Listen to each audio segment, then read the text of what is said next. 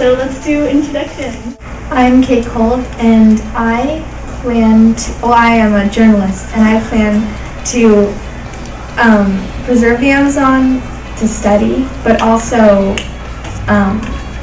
have it so that the people who live in the Amazon can live lives where they make money and have resources. I live in the Amazon in a small village called Santa Maria de Lluvia with my daughter Nadia, and I love the Amazon because it's my home. I am Ludovic LeBlanc, famous anthropologist and author.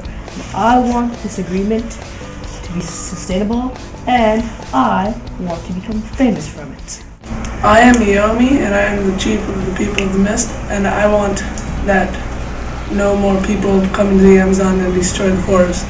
Solution because I love the Amazon as my home. It's always been my home, and I love that there's so much natural beauty in it, but also I need to do my job and I need to make a living for my family, and my 2 kids need to get a good education. I think we should also keep the Indians alone and protect them without us letting them know we're there. And I hope we can stop all the rainforest getting chopped down, because in 30 years we can maybe die because there won't be enough air to support the whole world, because a lot of air comes from the rainforest. Now that we know who everybody is, would anybody like to share the proposals? That's it. I think we need to, instead of cutting down the rainforest, we need to start planting new trees and native plants. Would you be prepared to lose your job? Because if we do destroy the rainforest, that's probably what would happen. The other tribes have access to food, different fruits than I do, because we live in different regions of Brazil. So often I will trade them my jewels for fruit or other food that I do not have access to. So you go all the way to the other tribes? Yes, I do. But you have millions of miles of land that you have already developed, and yet you say that you can't feed your children. It's thousands of miles of stuff that you've developed, and you still can't feed your family. How does that work? Unfortunately, asking farmers, land developers, and loggers to stop cutting down trees is like asking cows to stop mooing. It's not going to happen. Let me just remind you both that 0.25 might sound very small, but once again, could you please hold up how much land that is? Yeah. The number? So I figured this out on a calculator. I just divided the amount of land. 0.25 is equal to 8,000 miles. That is Amazon that's not destroyed already, and put all of the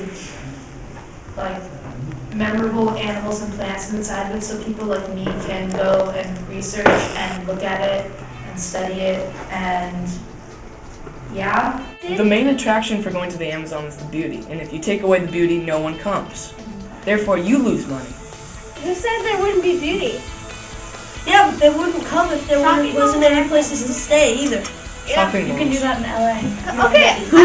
Yes, we might not know you, and we might be afraid to contact you because we think you are some powerful enemy, like the Raka Haruya. Do we not give them in 10 years, say they haven't replanted 25% of their land, do we not give them more land until they have replanted it? I think that a national park would be a good idea, but I don't think it's the best solution. If they do get an education, they could also continue with their work until they have found a new job to attend to that does not have to do with destroying the Amazon. So, yeah. If the rainforest is 95% and 5%, how are you going to be able to pay for the conservation? How are you going to have enough guards and laws? And how are you going to enforce the laws? And how are you going to keep people out? Well, how are you going to do this? Money, and as we know, Brazil isn't the richest country in the world, and it's going to have to stop somewhere. I think for a plan, we should have let the people who want to cut down trees be able to cut them down a certain amount, but then have them replant about maybe half that amount.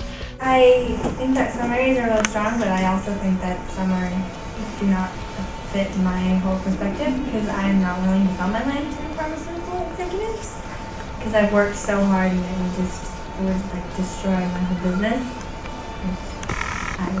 And I want to save them, and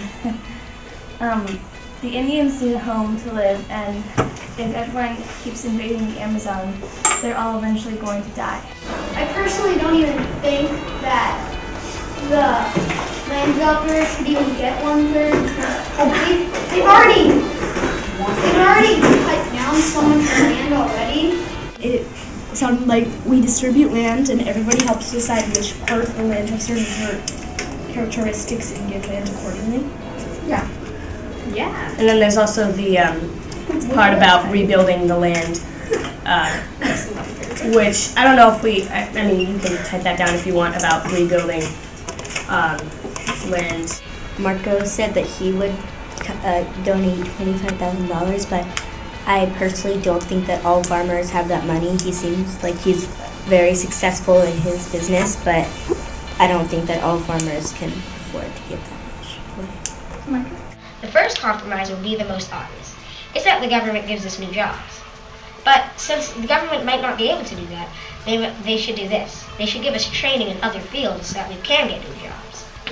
And then the next one is that we don't really have to get the government to do it, but we can find a decent job, and then the government will pay us $12 per acre per year just not to cut down trees. And I'm willing to do any of those compromises. They can, like loggers, they can plant new trees to cut down instead of just cutting down the trees that have already been there. But you're saying now that you're going to quit your job and stop destroying the rainforest. Yeah.